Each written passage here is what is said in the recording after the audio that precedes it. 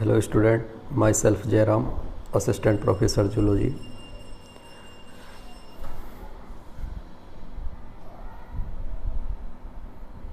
आज हम जूलॉजी के फर्स्ट पेपर के बारे में बात करेंगे। BSc part first zoology paper first, जिसे हम आपको पढ़ाएंगे। पेपर का नाम है diversity of animals and evolution. इस संपूर्ण पेपर को 3 सेक्शन में बांटा गया है।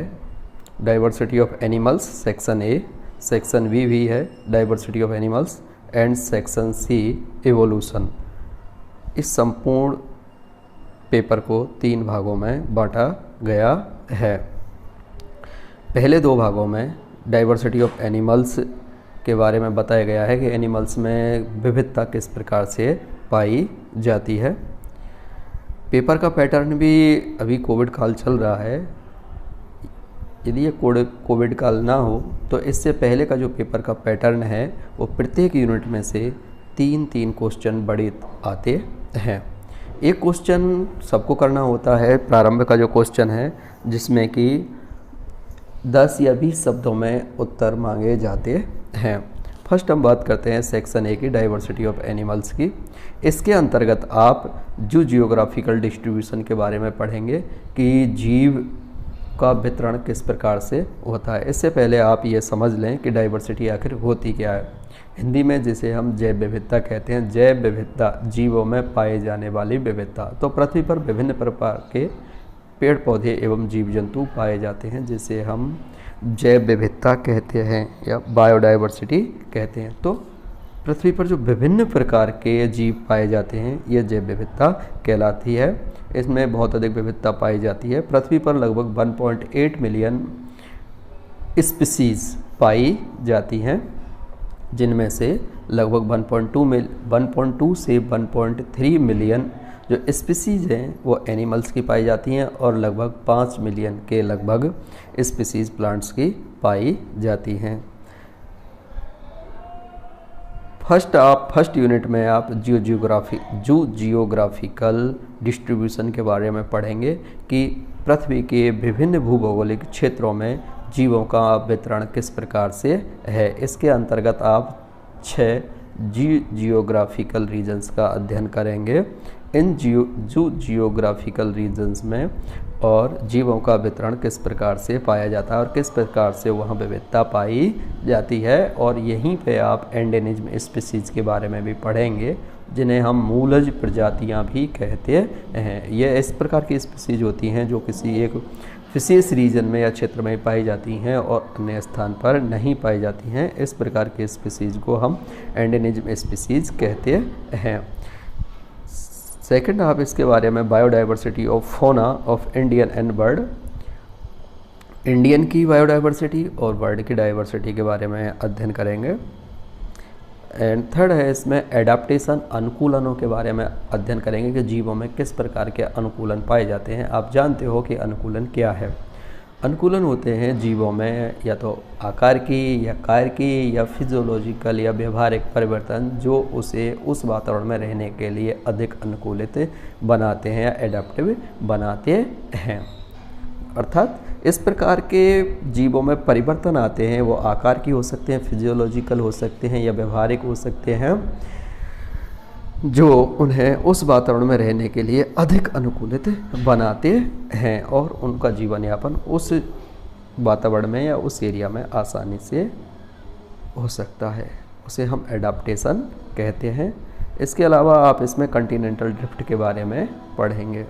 तो यह आपकी फर्स्ट यूनिट है डाइवर्सिटी ऑफ एनिमल्स की, जिसके अंतर्गत आप जियोग्राफिकल डिस्ट्रीब्यूशन, इंडियन और बर्ड में बायोडाइवर्सिटी किस प्रकार से पाई जाती है, एडाप्टेशन, अनुकूलन और conservation measure were required, conservation या संरक्षण जिसे हम बोलते हैं उसके बारे में आप अध्ययन करेंगे, और कॉन्टिनेंटल ड्रिफ्ट।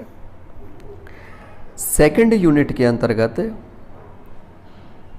आप टेक्सोनॉमी के बारे में पढ़ेंगे कि टेक्सोनॉमी है क्या, वर्गीकी क्या है, concept of 5 kingdom scheme, 5 kingdom classification क्या है, टेक्सोनॉमी वर्गीकी, जीवों के नामकरण, वर्गीकरण एवं पहचान के अध्ययन का जो विज्ञान है उसे हम टैक्सोनॉमी कहते हैं। इस शब्द का प्रयोग सर्वप्रथम A.P.D. कंडोली ने किया था। कॉन्सेप्ट ऑफ 5 किंगडम जो काफ़ी चर्चित है और इसी के अनुसार जीवों को व्यवस्थित किया गया है। 5 किंगडम क्लासिफिकेशन जिसके बारे में आप भी प्रारंभ में परिचित हैं कि ये R.H. व्हिटेकर ने दिया था, जिसके अनुसार जो 5 जगत हैं, Monera first, second protista, third fungi, fourth Plantae and fifth Animalia. तो एनिमिलिया के बारे में और एनिमल जगत के बारे में आप यहाँ विस्तृत अध्ययन कर रहे हैं।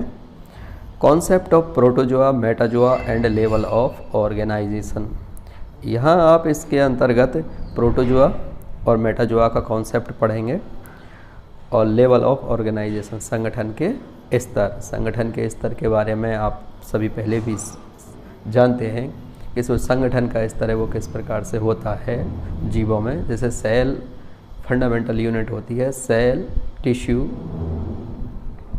Organs, system, organ system and then बनती है बॉडी का फॉर्मेशन होता है। देन वर्गीकरण का आधार क्या रखा गया है, नॉन कॉर्डेट और कॉर्डेट का जो क्लासिफिकेशन है उसका आधार क्या रखा गया है, इसके बारे में आप यहाँ सिमेट्री, सम्मिति क्या होती है, डिफरेंट प्रकार की होती है। जैसे कुछ जीव असम्मित होते हैं, एसिमेट्रिकल होते हैं, कुछ में रेडियल सिमेट्री पाई जाती है और कुछ में बाइरेडियल और कुछ में बाइलेटरल या द्विपार्श्व सम्मिति पाई जाती है। सीलोम एक गुहा है जो एंडोडर्म और एक्टोडर्म के मध्य पाई जाती है, जो मीजोडर्म से आश्रित होती है। इसके आधार पर भी प्राणियों को 3 भागों में बांटा गया है, एसीलोमेट, सीलोमेट एंड स्यूडोसीलोमेट। इसके बाद आप सेगमेंटेशन पढ़ेंगे, कुछ में तो ट्रू सेगमेंटेशन पाया जाता है और कुछ में फॉल्स सेगमेंटेशन भी पाया जाता है। इन दोनों के बारे में अध्ययन करेंगे। एंड देन एम्ब्रियोजेनी, भ्रूणकी के बारे में, भ्रूणोद्भव जिसे हम बोलते हैं, इसके बारे में यहाँ आप प्रोटोस्टोमिया और ड्यूटोस्टोमिया के बारे में पढ़ोगे। Detailed classification of non chordate and chordate, यहाँ आपको कॉर्डेट और नॉन कॉर्डेट का डिटेल्ड क्लासिफिकेशन पढ़ना है। फर्स्ट ऑफ ऑल हम आपको बता देते हैं कि इसमें जो जीवों को व्यवस्थित किया गया है स्टोरर एवं असेंजर के अनुसार, वो आप प्रोटोजोआ से और कॉर्डेट तक का अध्ययन करेंगे। Protozoa, porifera, coelenterata, platyhelminthes, aschelminthes, annelida, arthropoda, mollusca, echinodermata and hemichordata. Then इसके बाद आता है कॉर्डेटा। कॉर्डेटा में भी आप प्रोटोकॉर्डेट्स पढ़ेंगे। प्रोटोकॉर्डेट्स में hemichordata, urochordata and cephalochordata and then vertebrata के बारे में अध्ययन करेंगे, जिसमें कि आपको आगे 5 क्लासेज हैं, सीधे ही हम आपको बता देते हैं, फिशीज, एम्फीबिया, रेप्टिलिया, एवीज और मैमल्स। इन सब का आपको जनरल कैरेक्टर्स पढ़ने होंगे, जनरल कैरेक्टर्स सभी के, और इनका जो क्लासिफिकेशन है अप टू ऑर्डर। कोशिश ये होगी कि सभी का क्लासिफिकेशन अप टू ऑर्डर हो और इनका ये जो क्लासेज हैं और ये जो संघ हैं इनका दैनिक जीवन में क्या उपयोग है या इनका उपयोग क्या है उसके बारे में, यूज़फुलनेस के बारे में आप पढ़ेंगे। टाइप स्पेस में इनका भी अध्ययन करेंगे आप। इसके साथ साथ जैसे अमीबा है, पैरामीशियम है, युगलिना है, साइकन है, ये प्रत्येक संघ का एक एक यहाँ पे दे रखा है। तो ये यूनिवर्सिटी ये जो सेकंड सेक्शन है ये काफ़ी लेंदी है बट इंटरेस्टिंग है। तो इसके अंतर्गत आप 5 किंगडम क्लासिफिकेशन, संगठन के स्तर क्या है and then basis of classification, वर्गीकरण का आधार क्या रखा गया है, इसके बारे में जानकारी प्राप्त करेंगे। थर्ड सेक्शन एवोल्यूशन से रिलेटेड है, उद्विकास, जीवों का जो क्रमिक विकास होता है, सरल जीवों से जटिल जीवों के जो विकास का जो प्रक्रम है उसे हम एवोल्यूशन या उद्विकास कहते हैं। इसी प्रकार से हमने आपको अभी बताया था स्टोरर एवं असेंजर का जो वर्गीकरण है, हमने प्रोटोजोआ से लेकर आपको कॉर्डेट तक का बताया था। तो वो एक क्रमिक विकास के आधार पर ही आपको बताया गया है कि फर्स्ट आप प्रोटोजोआ पढ़ेंगे जो कि यूनिसेलुलर या ये सेलुलर ऑर्गेनिज्म होते हैं। देन आप पढ़ेंगे पोरिफेरा जो कि जिनमें सेलुलर लेवल का ऑर्गेनाइजेशन पाया जाता है। सिलेंट्रेट्स पढ़ेंगे जिनमें टिश्यू लेवल का ऑर्गेनाइजेशन पाया जाता है। धीरे धीरे विकास के क्रम के आधार पर ही ये व्यवस्थित किए गए एवोल्यूशनरी एस्पेक्ट के आधार पे। उसके बाद आप टीनोफोरा भी पढ़ेंगे जिसको माइनोफाइला के नाम से भी जाता है। प्लेटियलमंथीज, एस्केलमंथीज, एनिलिडा, आर्थ्रोपोडा, मोलस्का, एकाइनोडर्मेटा। तो ये क्रमिक हैं, धीरे धीरे ये विकास के क्रम में लगाए गए हैं। इंटरेस्टिंग पेपर है। थर्ड जो सेक्शन है वो एवोल्यूशन से संबंधित है, जिसके अंतर्गत आप वेरियस एवोल्यूशनरी थॉट के बारे में जानकारी प्राप्त करेंगे, जो आप पहले भी पढ़ चुके हैं। लेमार्किज्म के बारे में पढ़ेंगे यहाँ, और डार्विनिज्म के बारे में पढ़ेंगे कि लेमार्कवाद क्या है, डार्विनिज्म क्या है। लेमार्क को ही हम फादर ऑफ एवोल्यूशन के नाम से भी जानते हैं। तो इन्होंने अपना क्या योगदान दिया एवोल्यूशन के क्षेत्र में। डार्विन ने अपना क्या योगदान दिया। जिराफ के एग्जाम्पल से आप काफ़ी चर्चित हैं लेमार्क के। जैसे ही लेमार्क का नाम आता है तो आपके दिमाग में जिराफ के बारे में बातें आती हैं। डार्विनिज्म के बारे में बात करते हैं, डार्विनवाद के बारे में आता है तो जाति की उत्पत्ति की अवधारणा इन्होंने दी है। और इन्होंने एक पुस्तक लिखी है जिसका नाम है origin of species by natural selection.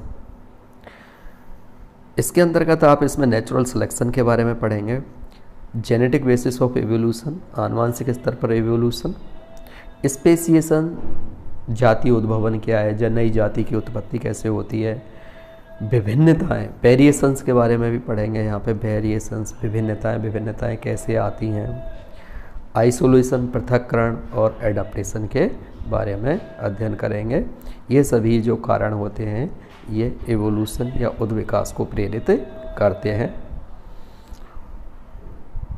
Then आप इसमें स्टडी करेंगे पैलिएंटोलॉजी की, जीवाश्मिकी जिसे बोलते हैं हम, जीवाश्मिकी विज्ञान या जीवाश्मिकी बोलते हैं। फॉसिल्स के जो अध्ययन का जो विज्ञान है उसे हम जीवाश्मिकी कहते हैं। फॉसिल्स क्या है? मृदा में जो जीवों के जो अवशेष पाए जाते हैं मृदा के नीचे या भूमि के अंदर या भूपर्पटी के जो नीचे मृदा में दबे हुए जो जीवों के अवशेष पाए जाते हैं उन्हें हम फॉसिल्स कहते हैं। जो ऐसा हो सकता है कि लाखों करोड़ों वर्षों पूर्व जब पृथ्वी में उथल पुथल हुई हो या कई लेयर बनती हैं तो कुछ जीव क्या होते हैं नीचे दब जाते हैं और उनके या तो आलेख या उनके जो हार्ड पार्ट होते हैं वो एज ए अवशेष के रूप में सुरक्षित रह जाते हैं। यहाँ आप zoological division of earth crust के बारे में पढ़ेंगे और विशेषकर यहाँ पर जूलॉजिकल रिकॉर्ड के बारे में, जो जूलॉजिकल टाइम स्केल है उसके बारे में अध्ययन करेंगे कि पूरे जो जूलॉजिकल टाइम स्केल है उसको जनरली 3 एराज में बांटा गया है, Palaeozoic, Mesozoic and Cenozoic. Palaeozoic से भी पहले प्रोटीरोजोइक, देन उससे पहले एजोइक में इसे बांट रखा है। सीनोजोइक को आगे साइकोजोइक्स में भी बांट रखा है, यह एराओं के नाम है। देन इन एराओं को आप पीरियड्स में बांटेंगे और उनका प्रत्येक पीरियड्स का अध्ययन करेंगे। जैसे पैलियोजोइक जो एरा है इसे ऑर्डोविशियन,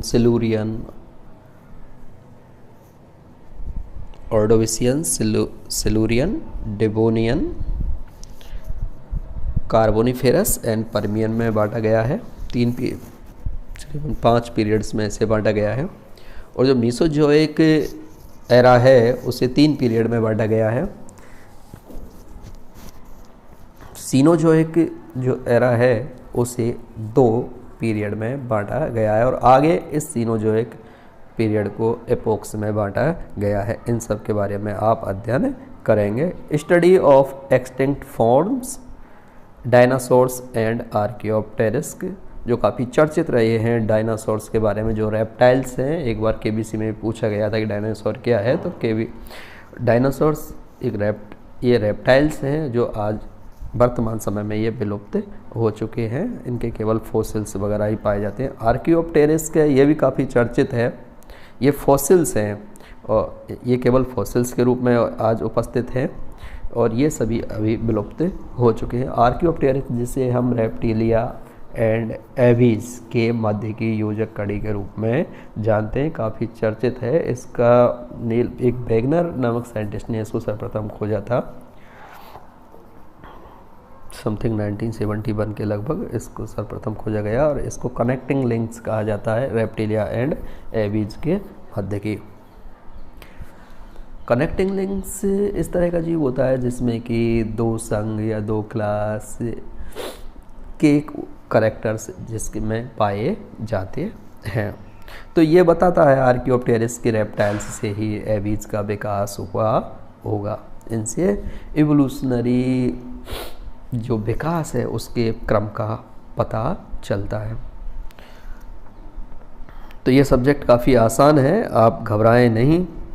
ये इसमें 3 सेक्शन हैं, और ये पेपर जो biodiversity of animals and evolution, इसको हम आपको पढ़ाएंगे